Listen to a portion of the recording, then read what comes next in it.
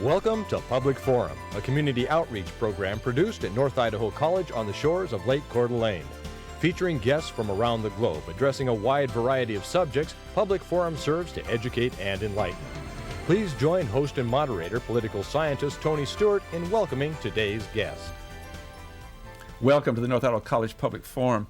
Some months ago, I did an interview with an author of a children's book, and the book was titled The Adventures of Woodville, Oscar Meets the Duchess. The author is Christy Wood. She is a sergeant with the Coeur d'Alene Police Department. She's on the Board of Trustees at North Idaho College, and she's on the Board of Trustees of the Coeur d'Alene School District, a very active lady but with a wonderful book. We've invited her back with 15 other people. We're going today to role play, and each person is going to play an animal as Christy Wood narrates her wonderful book, and so you get to enjoy the voice of each of her animals. At this time, I introduce to you Christy Wood. Thank you, Tony. Well, group, are we ready to begin? Yep. Yes. The warm sun was shining and the grass was still wet with dew as Oscar the Prince of Wales strolled down the cobblestone pathway to the big red barn at Woodville. Oscar was a proud pug of English descent, and on this particular morning he could hardly contain his excitement. He was to meet his future bride, Hannah, the Duchess of Braemar in Scotland. Oscar had heard about the Duchess.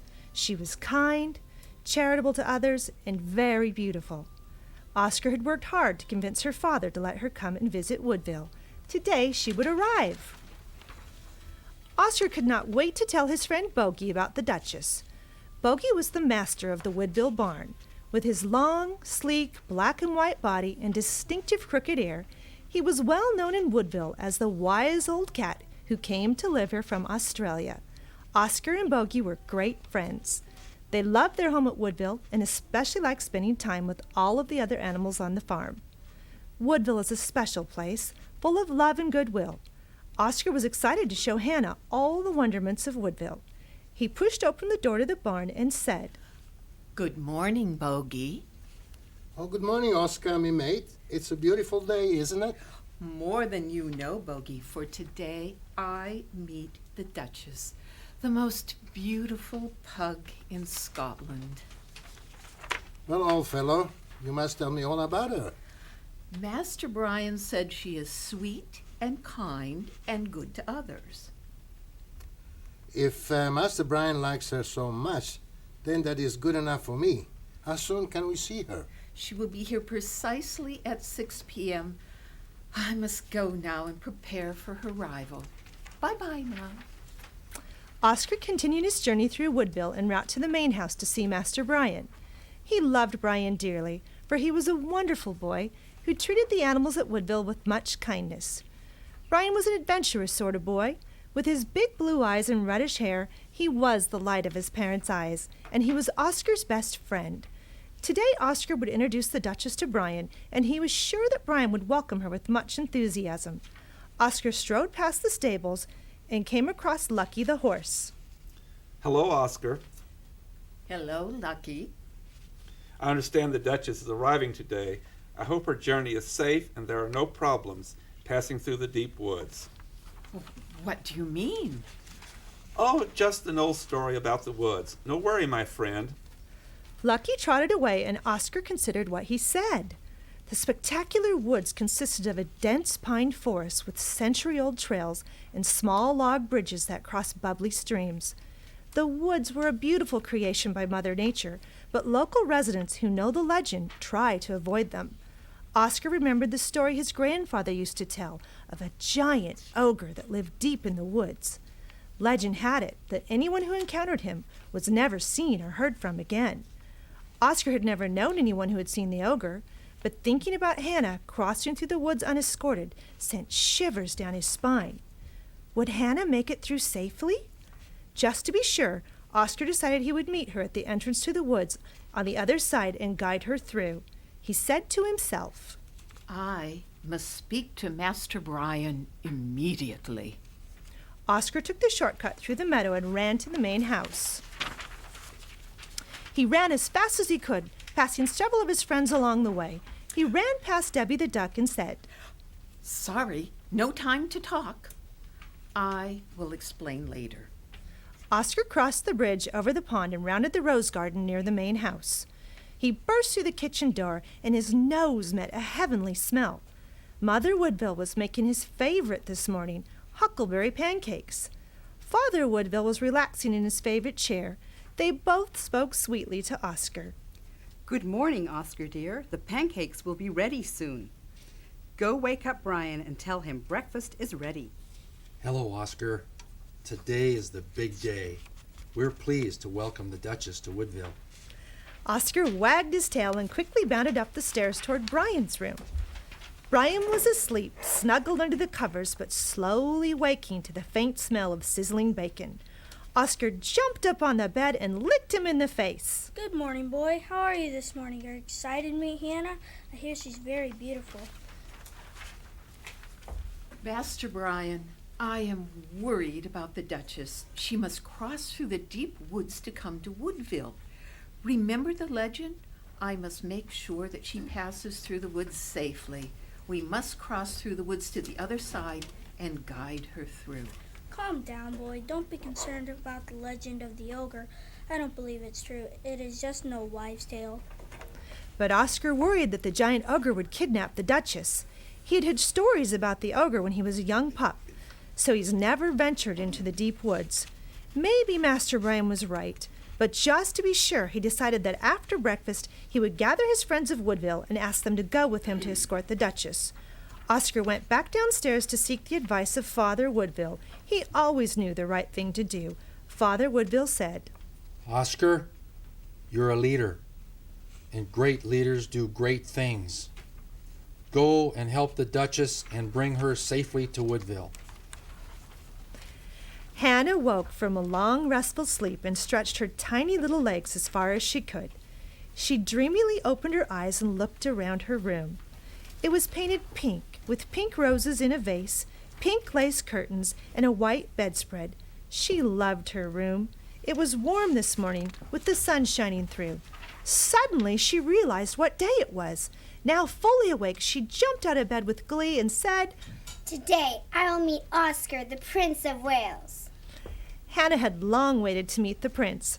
Her father finally agreed to let her visit Woodville. She'd been told on good authority that Oscar was kind, brave, handsome pug with a generous heart. Hannah wondered if Oscar had heard kind things about her as well. As a duchess, she had many responsibilities to her family. Hannah thought of her father and mother and smiled. They had come to realize Hannah had grown up, and now she would go out in the world and meet her future prince. Oscar quickly finished his breakfast, put on his best uniform attire, and then gave Mother Woodville a kiss of appreciation as he bounded out the door. He ran to the barn and called out to his friends. It's time to meet the Duchess. I must go to the deep woods and assist her. Sweetpea looked at Oscar and said, Moo, Oscar. You seem awfully excited this morning. What seems to be the problem, dear? Goaty the goat questioned Oscar as well. Why do we need to meet her? I thought the Duchess was to be at the front gate precisely at 6 p.m. Oscar replied, Yes, that is true. But I'm worried about her crossing through the woods. Legend has it that there is a giant ogre, and that if you encounter him, you are never heard from again. So I am looking for an army of brave animals to go with me and escort the Duchess. Little Joe the rabbit was the first to speak. I would be honored to go and meet the Duchess with you. I want to see the great woods and go on an adventure. Jimmy the skunk joined in. Yeah, me too. But I hope we will not be out after dark. Hold on a minute. Such silliness doesn't become you, Oscar. A giant ogre. How ridiculous. I think we should go to just be on the safe side. Yes, let's all go. Then they went off 2 by 2 with Oscar in the lead. Hannah packed her trunk with her most beautiful clothes and quickly made her way downstairs to the kitchen. Her mother and father were waiting for her with reservation. Father said, Hannah dear, your carriage is ready. The cannon is loaded and ready to fire. I will alert my army if I do not hear from Oscar that you arrive safely. Yes, Father.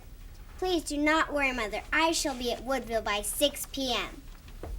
The Queen looked lovingly at Hannah and said, Be safe, our beautiful daughter. Nanny Abigail the chicken will be your escort, and remember, you must return tomorrow.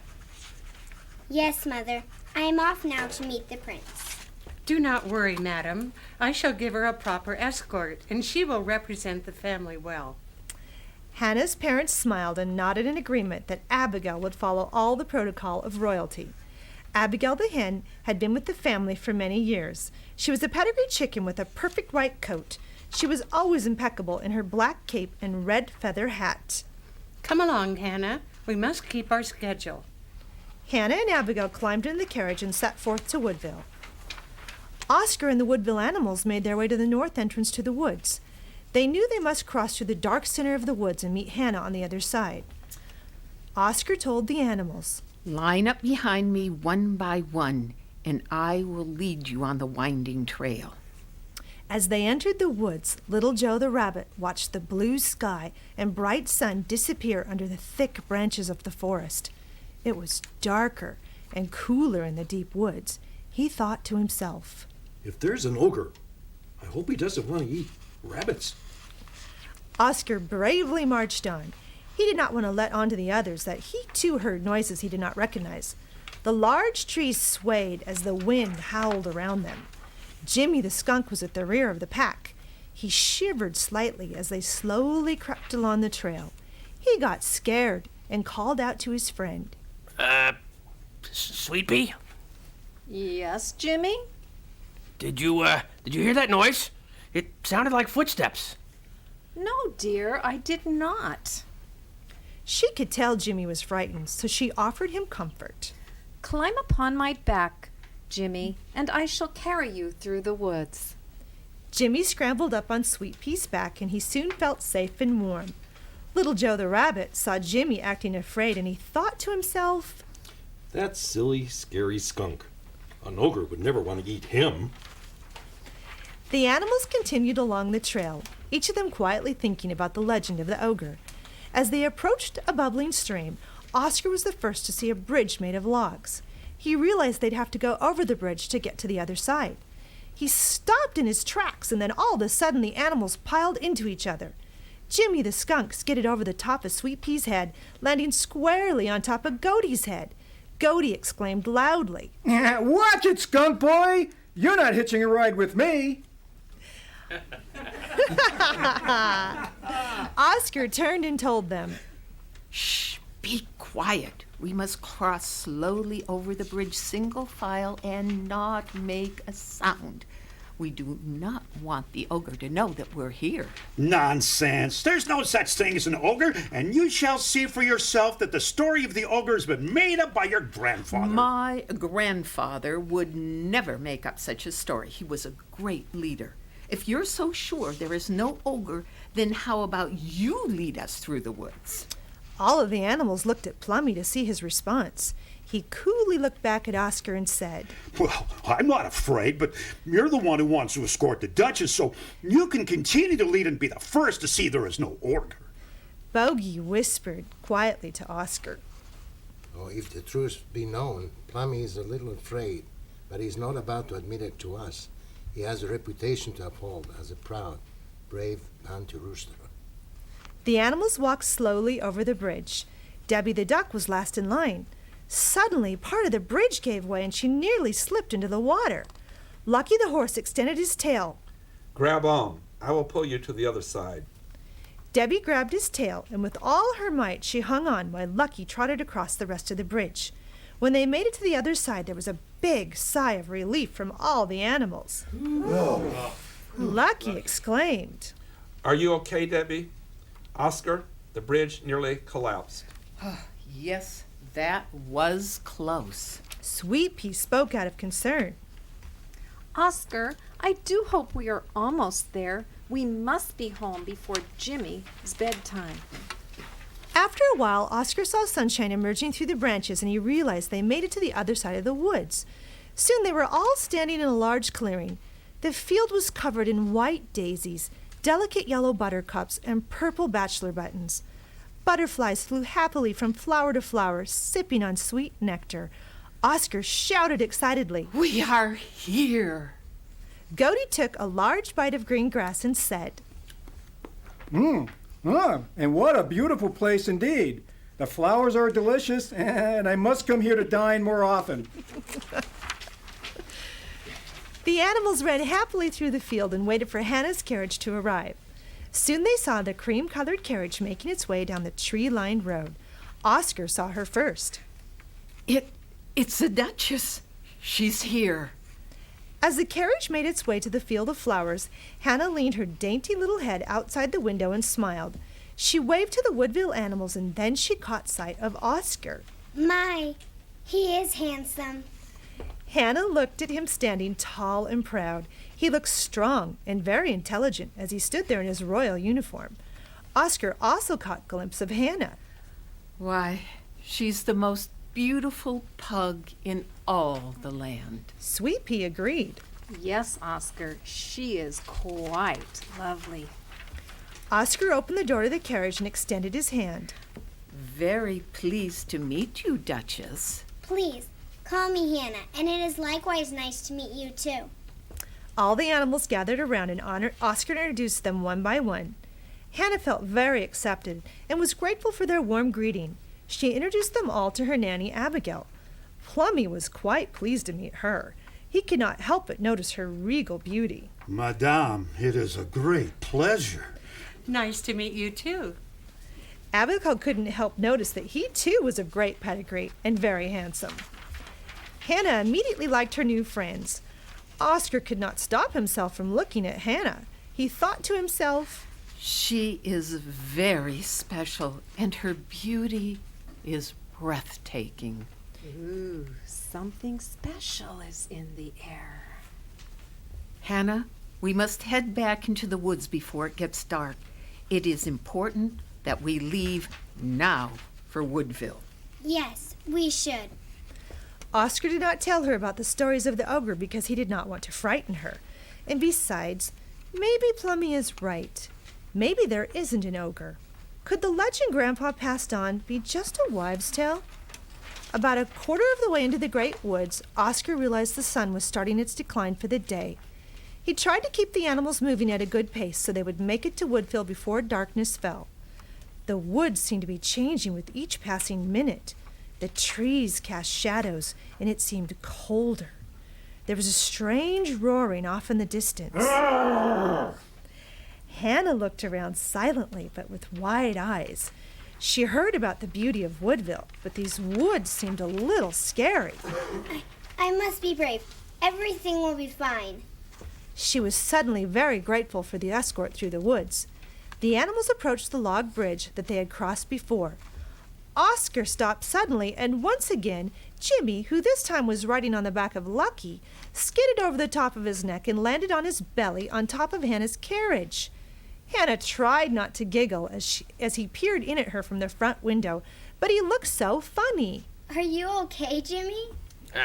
Yes, I suppose. Jimmy looked into Hannah's big brown eyes, and he thought to himself, Oscar is right. She is the most beautiful pug in all of the land. He was embarrassed as he quickly climbed down from the carriage. Nanny Abigail was not laughing. She was very protective of Hannah. Hannah asked Jimmy, Would you like to ride in the carriage? Jimmy thought about it for a minute. I could be brave and stay outside with Oscar, or I could ride in the warm carriage. Jimmy quickly climbed into the carriage. Thank you, Duchess. Jimmy sat down next to Hannah, and they continued on. Oscar had a plan. He said, Listen up, everyone. We shall go over the bridge one at a time so that the bridge does not erode any further. Oscar was concerned it would be too heavy for the bridge if they all walked across at once. He sent Sweet Pea over first, and then soon the others began walking across when it was their turn. Oscar stayed behind and studied the bridge. The water seemed higher and faster than before. And what was that smell?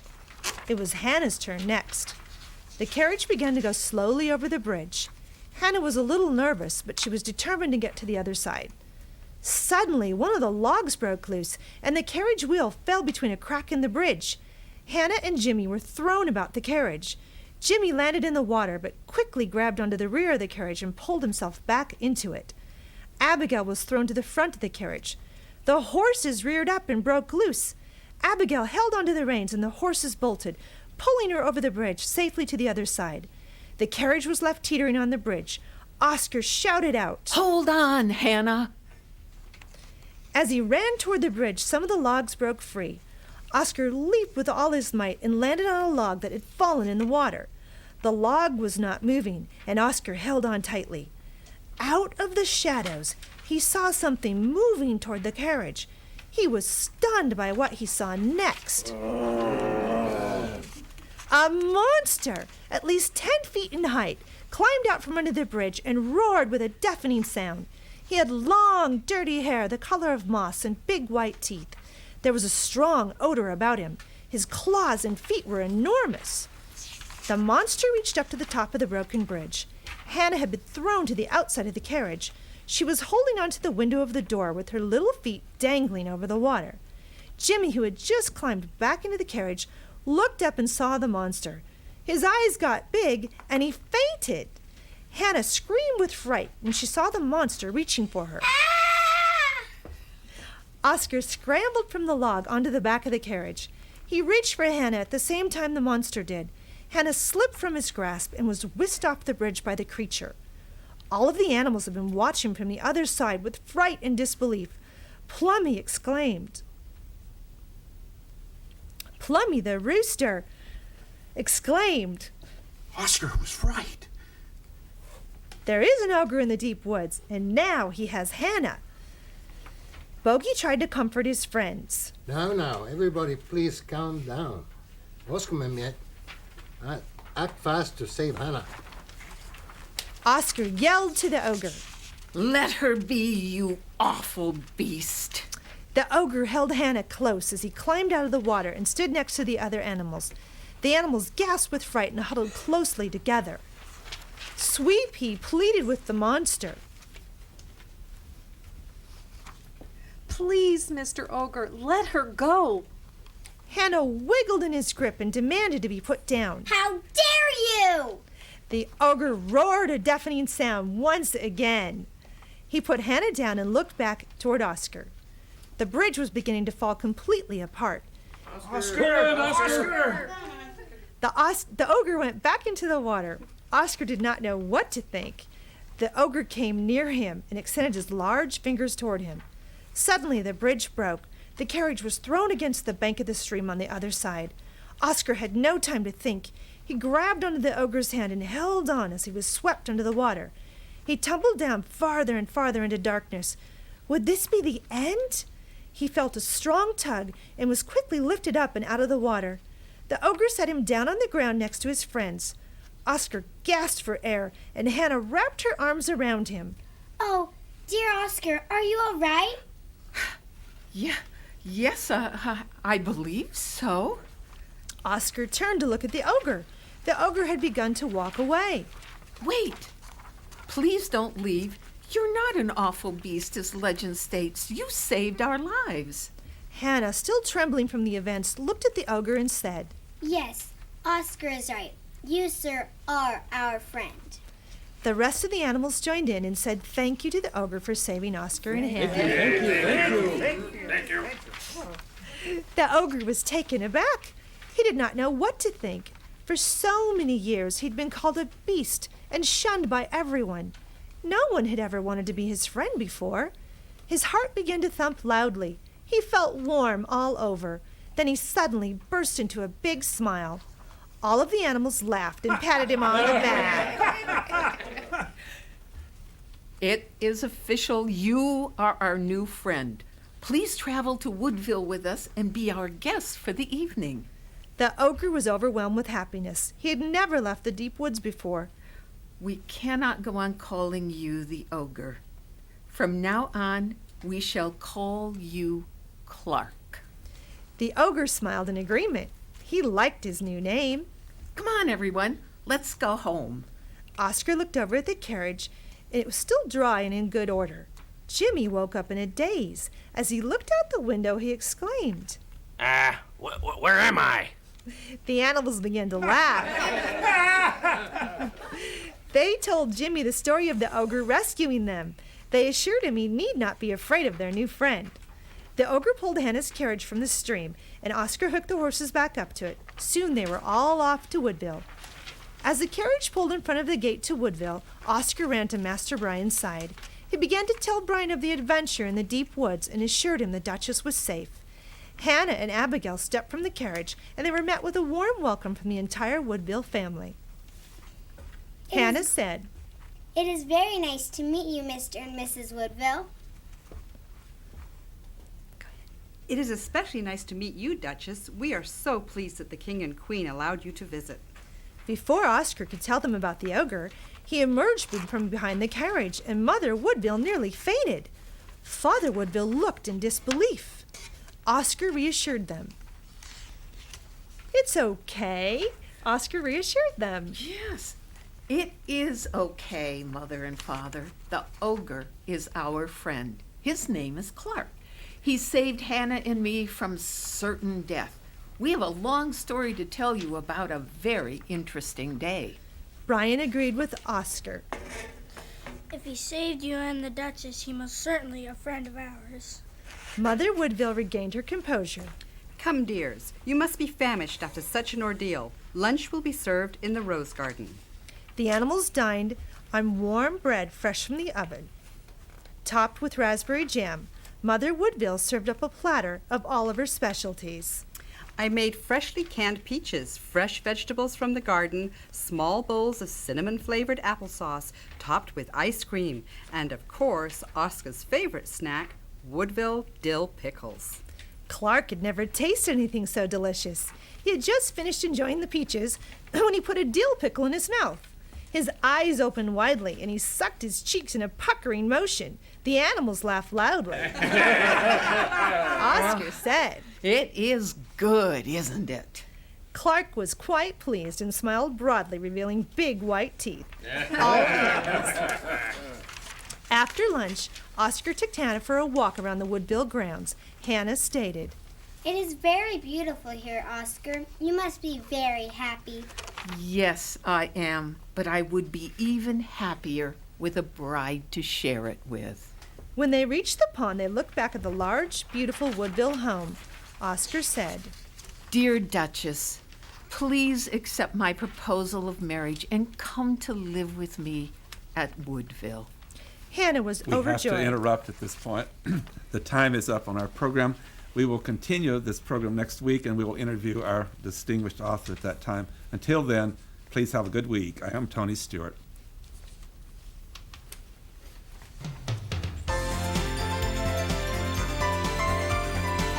Recorded on the campus of North Idaho College, Public Forum is the longest-running in-house college production on PBS. Each episode is pre-recorded live and is an educational outreach from North Idaho College.